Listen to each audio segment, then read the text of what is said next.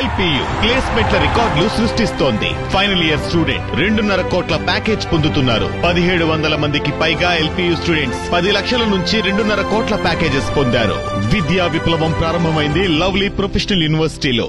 10 ఏళ్లలో బీసీ రిజర్వేషన్లు పెంచిన బీఆర్ఎస్ ఎమ్మెల్సీ కవిత తమపై విమర్శలు చేయటం హాస్యాస్పదంగా ఉందన్నారు మంత్రి వాకిటి శ్రీహరి.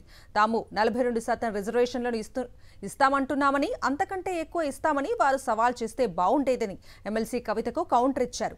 బీజేపీ ప్రభుత్వాన్ని అడగాల్సిన ప్రశ్నలు తమను అడగటం సరికాదని హితవు పలికారు. బీసీ రిజర్వేషన్ల బిల్లును కేంద్రానికి పంపించామని, బీఆర్ఎస్ నేతలు కేంద్రంపై ఎందుకు ఒత్తిడి తేవటం లేదని ప్రశ్నిస్తున్న మంత్రి శ్రీహరితో మా ప్రతినిధి Rakesh face to face. 42% BC రిజర్వేషన్లు ఇచ్చిన తర్వాతనే తెలంగాణలో లోకల్ బాడీ ఎన్నికలు నిర్వహించాలంటూ కూడా ఎమ్మెల్సీ కవిత డిమాండ్ చేస్తున్నారు. ఈ అంశంపై మనతో మాట్లాడడానికి మంత్రి వాకిటి శ్రీహరి ఉన్నారు. కొంత మర్చిపోయి మాట్లాడినట్లున్నారు. భారతీయ జనతా పార్టీని అడగాల్సిన ప్రశ్న కాంగ్రెస్ పార్టీని అడగడం అనేది కొంత ఆలోచింపజేసేటువంటి విషయం. స్పష్టమైన మాట ఆ రోజు చెప్పాం. మా రాహుల్ గాంధీ గారి మా నాయకుడు స్పష్టంగా చెప్పాడు, ఇస్ దేశ్ మే జిన్కి జితనీ ఆబాదీ హై ఉన్కు ఉత్నా హిస్సేదారీ మిల్నా చాయి అని చెప్పిన మాటను అధికారంలో ఉన్నటువంటి తెలంగాణలో కాంగ్రెస్ పార్టీ ఉంది కాబట్టి ఇక్కడ మా ప్రియతమ ముఖ్యమంత్రి లెక్క తీసి అసెంబ్లీలో చర్చించి పెట్టి ఒక సైంటిఫిక్గా అథెంటిక్గా ఇగో మనకు చట్టపరంగా ఇంత ఉన్నామని చూపించి దాన్ని సెంట్రల్ గవర్నమెంట్ బాధ్యత పంపించడం జరిగింది. చెబుతూ మా ముఖ్యమంత్రి గారు ఏమన్నారు ఆ రోజు స్పష్టంగా, ఒకవేళ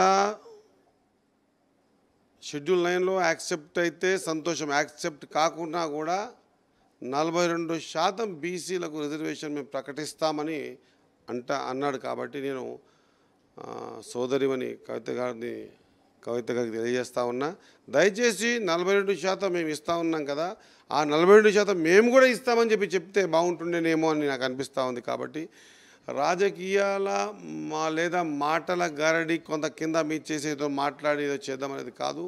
స్పష్టంగా ఒక ముఖ్యమంత్రి గారే స్పష్టంగా చెప్పారు, 42% మేము రిజర్వేషన్ విద్యా ఉద్యోగ అన్ని రంగాల్లో కూడా ఈవెన్ రాజకీయాల్లో కూడా అవకాశాలు కల్పిస్తామని. ఇంకా పార్లమెంటు అసెంబ్లీ కడప తొక్కని వెనకబడ్డ జాతులు ఎంతో ఉన్నాయి. ఇంకా ఏమైనా నిజంగా చేయాలంటే గత 10 సంవత్సరాలు మీరు చేసేది ఉండే, ఆనాడు చేయలేదు, ఈనాడు చేస్తామని మేము ఇంత స్పష్టంగా చెప్తా ఉంటే దీని మీద మాట్లాడడం అనేది మరి ఒకసారి ఆలోచన చేయాల్సిందిగా కోరుకుంటూ, మీరు 42 ఇస్తారు కదా, మేము 50% ఇస్తామని చెప్పి ముందుకు రండి, ఇంకా సంతోషపడతారు వెనుకబడ్డ కులాలు.